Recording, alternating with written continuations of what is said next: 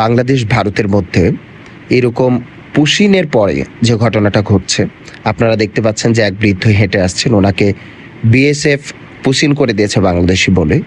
ওই পারে ভারতীয়রা অবস্থান করছে এবং চিল্লাপাল্লা করছে রীতিমতো, আপনারা দেখতে পাচ্ছেন। এবং এই পারে বাংলাদেশি বিজেপির সাথে কিন্তু বাংলাদেশি জনগণও রয়েছে বিভিন্ন বয়সে, এমনটা আপনারা দেখতে পাচ্ছেন।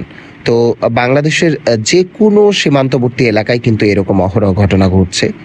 বিভিন্ন স্থান দিয়ে, বিভিন্ন বর্ডার দিয়ে, গেট দিয়ে বিভিন্নভাবে ভারতীয় বিএসএফ বাংলাদেশি ভেবে ভারতীয়দের সহকারে যাকে পাচ্ছে, যাদেরকে তাদের সন্দেহ মনে হচ্ছে, বিশেষ করে মুসলিমদেরকে সন্দেহ হলেই তারা কিন্তু পুশিন করে দিচ্ছেন, যেটা আপনারা কিন্তু ইতোমধ্যে বিভিন্ন মিডিয়ার মাধ্যমে জানেন। আমাদের বাংলাদেশে যে হিন্দু ভাইয়েরা রয়েছে বা বোনেরা রয়েছে, তারা কিন্তু আলহামদুলিল্লাহ ভালোই আছে। তাদের পক্ষ থেকে কোনো ধরনের কোনো সেই রকম অভিযোগ নেই বাংলাদেশের প্রতি। কিন্তু ভারতে মুসলিম হয় যেন একটা পাপ হয়ে গেছে। মুসলিম দেখলেই তাদেরকে তাচ্ছিল্য করা এবং তাদেরকে এভাবে পাঠিয়ে দেয়া বাংলাদেশে।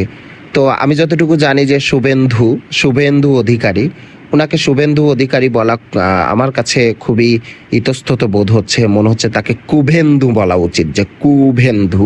তো ওই কুভেন্দু অধিকারী উনিও কিন্তু ওনার মায়ের জন্ম আমাদের বরিশালে, বাংলাদেশের। তো ওনার মাকে পাঠিয়ে দিক, আমরা ওনাদের মাকে নিয়ে নিই।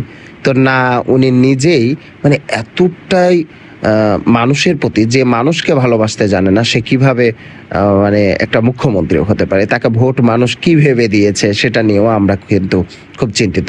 তো যাই হোক, এই যে লোকটিকে দেখছেন বৃদ্ধ মোটামুটি, তো এটাকে সন্দেহ করা হচ্ছে। আবার আমরা কিছু কিছু ফুটেজও পেয়েছি।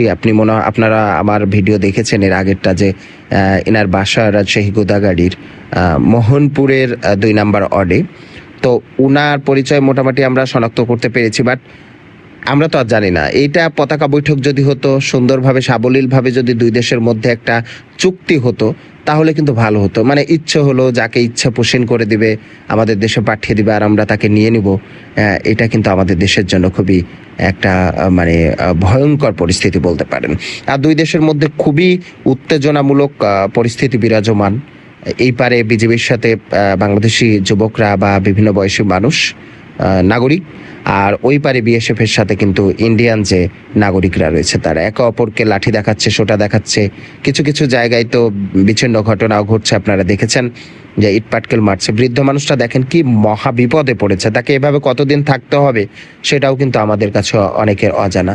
তো এই যে পাইপের ভিতর দিয়ে অনেকে চলে আসে, পাইপের লাইন করা আছে, ওদের দেশের পানি যেন আমাদের দেশে আসে।